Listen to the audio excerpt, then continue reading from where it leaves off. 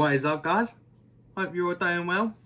In this video, it's my top 3 Tamiya RC kits for beginners. This is the on-road one. There will be an off-road version of this video, which will be coming out next week. Now, I had so much trouble trying to think of the different chassis, different bodies. I mean, Tamiya makes some fantastic chassis. You've got the TTO one, as a lot of you have seen on my channel, my Audi. Now turning into a Ford Sierra RS500 Cosworth. TTO2, which is my girlfriend's Mercuria GT. They also do an M chassis, which is short wheelbase. The FF chassis, which is a pure front wheel drive chassis. And the F103 GT and the F104, which are their rear wheel drive chassis. The F104 I've only seen with their F1 car line. And the F103 GT I've seen with their LMP series of cars. So straight out of the bat, I thingied the F1 series because they are quite complicated in the way that they're set up. The FF, not a lot of people are going to want front wheel drive. A lot of people are going to want four wheel drive for their beginning setup. And four wheel drive is more sort of easier to handle. So there's already 2 options that are in this, and it's the TTO1 and TTO2. And the M chassis. We're going to start off with the TTO1 because it's my personal car. Then we'll move on to the TTO2. And then we'll move on to the M chassis. Now, TTO1. This beauty. This, for the one that I've got, which is the Audi, I've put about £180 just to get it here. Well, I didn't pay anything for the shocks because I already had them laying around. That was just for the kit, the steering servo, the receiver, the transmitter, and the colour for the body. If you want sort of a cheaper build, but you want something that looks realistic, not more realistic than, well, not more realistic, but cheaper, it's got to be the Mercuria GT. This thing is cheap. This is actually probably one of the cheapest kits they do. This cost me probably 150. The M chassis can range from so all these prices are all in with everything that I've personally got. So the Mercuria GT is about 150. An M chassis car could probably be around the same price as the TTO2. The TTO1, for me personally, I like the look of the chassis. I like to do a lot of racing, and with racing, you want weight reduction. So there's a pro. You've got little slits cut out, and it gives it that little bit of sort of less weight. If I actually compare the weight between these two, they're around about the same. This one's probably a little bit lighter because, as you can see, it's not as bulky. Sorry, I'll move that back a little bit for you. So yeah, it's not as bulky. The tub is actually round about the same thickness, but it's not as tall. But yeah, anyway, back onto the TTO one. So these chassis are used for racing. They're used for drifting, rally. I wouldn't suggest using these as rally, because as you saw with the slits on the bottom of it. They come with friction dampers, which, if I'm honest, yes, they are good, but I'd highly suggest you go to like some oil-filled shocks. I used to take this all the time to car parks, and if you know anything about the state of the UK car parks, then you know why you want oil-filled shocks. Putting it together, real simple. if you would have seen my Let's Talk RC kits, I actually showed you the instructions for my car. And the screws along the side are actually a 1:1 scale, which is handy. Some are shaded, some are not. The shaded ones are your darker coloured screws. The Tamiya race kits come with slicks. I do think some of them come with treaded tyres. Also on the bottom you'll notice that you've got countersink screws. They fit in there lovely. And the TTO1 chassis is brilliant. The floor is the steering. Because of the way it's set up, I mean, you've got little arms. So you've got your arm that comes off the wheel, and then you've got the arm that connects to. On that arm, it's got a little, like on both sides, it's got two little dots, and they face the back of the car. If you do a me, you can get that wrong, and it will mess your whole steering up. Them dots have to face the back of the car to have the correct steering. I didn't do that, so my steering kept trapping. I completely didn't realise, and I've had this car running like that for about 2-3 months. I think probably about 2. Obviously, I had to get an adapter. Now, if you've got the nickel metal hydride batteries, which the Tamiya ESC runs off, and you've got either like a T connector or a Dean's connector, whatever you want to call it, you've got to get this adapter. It's really about the only thing. With the kits, for all of them, you have to get servo, transmitter and receiver, and a battery and a charger.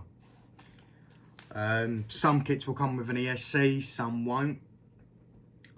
But yeah, these, so the pros list for this, very versatile, can be used for many applications, mainly drifting and racing. These chassis are well known for it. Metal diffs, straight out of the box, metal diffs. Don't have to buy that as an upgrade. Brilliant. Downside is the steering. You either want to upgrade the steering or install it correctly like I did. Learn from my mistakes. The other downside is dog bones. Dog bones as drive shafts. I hate them. The amount of times I have locked a wheel and had to go like that just to unlock it. It's not that simple. You've actually got to put some aggression into it. It's not fun. Not when you want to go out, have fun, race someone, and you're locking dog bones. It's really not fun. So, on a scale 1 out of 10, I'd probably have to give this a solid 8. Solid 8 out of 10. It's a great vehicle. There's just a few things that let it down. And especially if you were going to take it rallying, my thing would be a lot lower because of all this. It just doesn't help. And also you've kind of got gaps and everything where it can lock your steering. So, that's the TTO1. Now, moving on to TTO2. Again, race car, drift car, rally. This is a lot better for rallying than what the TTO1 is. But I'll talk about that in a later video. I'll talk about that in the off-road one of this. So this is a lot like the TTO1, other than, as you can tell, it has been used and abused. There aren't holes on the bottom where stones can kick up and everything. You've actually got a little pad underneath the servo. Sorry, my back's playing up a little bit today. However, same thing, dog bones. Big flaw. Big flaw. I'd highly suggest going with like the CV joints, so you've only got one end that's a dog bone. I highly suggest that. I never did that because, you know, I wanted a cheap car, which is now dead and turning into a money pit.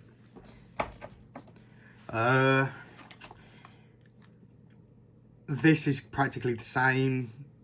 Dog bones, horrible. Friction dampers, they're good, but just not for me. So some will say friction dampers are a good thing because they're already there. You don't have to go and buy any, which I will agree with you. They are brilliant for what they are. Keeps the kits being nice and cheap rather than, you know, having to go and buy all these aluminium parts that you can buy, especially from Yeah Racing. I mean, the Yeah Racing aluminium kit for one of these is an extortionate amount of money. You're looking at over £100, and that's just for the TTO1. TTO2, you're looking at over 120. A very big con with the TTO2, and I can't stress this enough, they're plastic diffs. I personally can't stand plastic diffs. I like the metal diffs. They just, when you're turning it, you can feel that friction. Like, you can feel it wanting to sort of resist, and you can feel that it's built properly. Whereas with this, it's just too simple. I don't like plastic diffs. I call them a con because they can break so easily rather than the metal ones. And especially if you end up wanting to go brushless on one of these, you've got to do the metal diff conversion, which I think the TTO ones will actually fit in the TTO 2s. So you can pick them up, not very expensive. I think you can pick them up for about 20 quid, 20, 30 quid, I reckon. I don't know what that is in dollars. If one of you gurus could do that in the comments, that would be brilliant. Help a lot of people out who are in America. But yeah, no, practically they're the same, other than you don't have the support bar coming across the top. I'd have to give this probably an 8 out of 10 again. I mean, maybe a 7. Because even though these are great race cars and drift cars, for me, it's always been the TTO1. When I first saw a TTO1, I wanted one. TTO2, yeah, it is better. It's a little bit lighter. But it kind of looks all crammed, and like, it just looks so crammed in there. Now, on to the M. Now, these are varying sizes. They're also varying drivetrain as well, which is another thing you need to keep in mind. If you go with an M chassis with an odd number, you're going to be getting a front wheel drive. If you get an M chassis with an even number, you'll be getting a rear wheel drive. So an M05, well, M05 will be a front wheel drive, and M06 will be a rear wheel drive.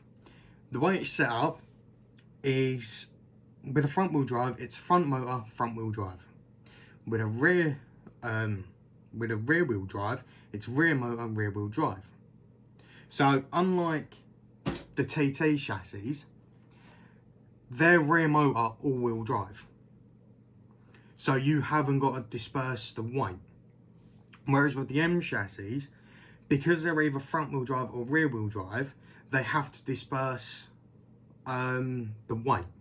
So your motor is over the wheels or near the wheels, and then your battery is either closer to the front or closer to the back to add that weight. So it's a very good weight distribution.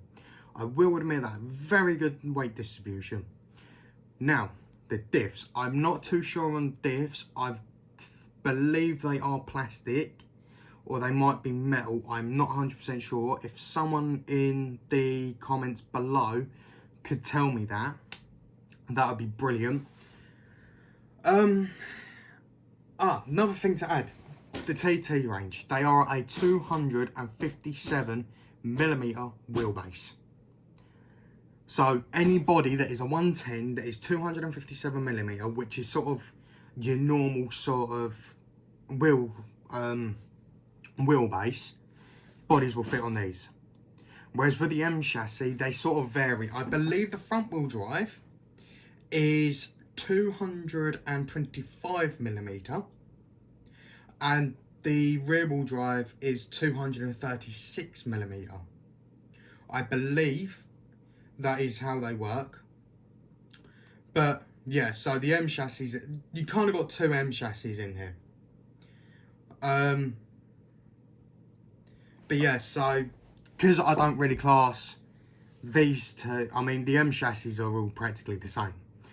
Whereas the TTO1, mine's Type E, and a TTO2, I don't really class them as the same.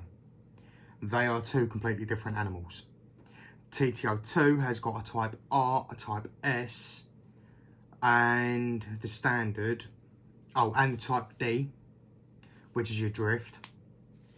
And the TTO1 has got the TTO1 Type E, which is what mine is, and I believe a Type S. So you've got 4 chassis on the TTO2 and you've only got 3 on the TTO1. Two completely different animals. The M chassis, again, are the same. You've got the odd numbers are your front wheel drive, your even numbers are your rear wheel drive. They also have an R range, and I believe they also have an S range and a D range. They're also used for rallying as well.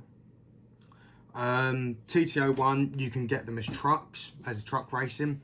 The Audi, Subaru, and a couple others. TTO2, wide range, Honda NSX, Supra, R34, RX7, Drift Supra, WRC Yaris, Subaru from 2004, Subaru from 99, which is a Monte Carlo, Mercedes-Benz GT3, Mercedes-Benz CLK GTR, TTO1, Porsche 911 GT1, love it. So yeah guys, this is my top 3 list. TTO1, brilliant. TTO2, brilliant again. And an M chassis, just because for that short wheelbase, tighter turn circle, but if you're going to do speed runs, get a longer wheelbase, guys. If that's what you're into, longer wheelbase all the way. Trust me, guys, it works. I hope you find this video very informative. I hope it helps a lot of you out. And yeah, guys, I'll see you in the next one. Peace.